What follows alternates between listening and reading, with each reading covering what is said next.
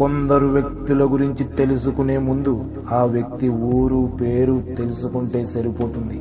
కానీ కళ్ళల్లో ఎరుపు, గుండెల్లో మెరుపు, కండల్లో బొలుపు ఉన్న వ్యక్తుల గురించి తెలుసుకునే ముందు ఆ వ్యక్తి ఊరు పేరే కాదు, ఆ వ్యక్తి మంచివాడా లేక మంచివారికే మొనగాడా, కళ్ళు మూసుకొని పాలు తాగే పిల్లిలాంటోడా లేక శత్రువులను పరుగులెత్తించి వేటాడే పులిలాంటోడా అనే కొన్ని విషయాలు తప్పకుండా తెలుసుకోవాలి. అయితే ఇప్పుడు మనం తెలుసుకునే వ్యక్తి ఒక దసరా బుల్లోడు. అంటే సంవత్సరానికి ఒకసారి వచ్చే దసరా పండగ లాంటోడు కాదు, ప్రతిరోజు వెలుగులు విరజల్లుతూ ఉదయించే సూర్యుడు లాంటోడు. అయితే మన బుల్లోడు అందమైన అమ్మాయిలను ఆట పట్టించే అల్లరోడు కాదు, అందరి మనసులు దోసుకున్న మన్మధుడు. శత్రువులకు గుణపాఠాలు నేర్పించాలని పోటీ పడే ఫైట్ మాస్టర్ కాదు, శత్రువా లేక మిత్రువా అనే తేడా లేకుండా మంచి పాఠాలు నేర్పే మాస్టారు.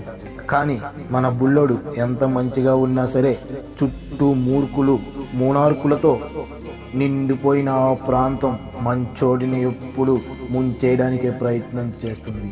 అయితే చిన్న చిన్న ఎదురు దెబ్బలకి భయపడి సింహం వేటాడటం మానేయదు.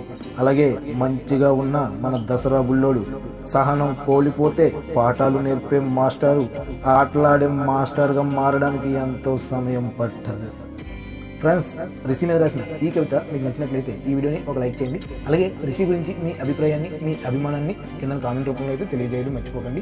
మరిన్ని మంచి కవిత్వాల గురించి అయితే మన చిన్న ఛానల్ తప్పకుండా సబ్స్క్రైబ్ చేసుకోండి. Okay friends, bye friends, have a nice day.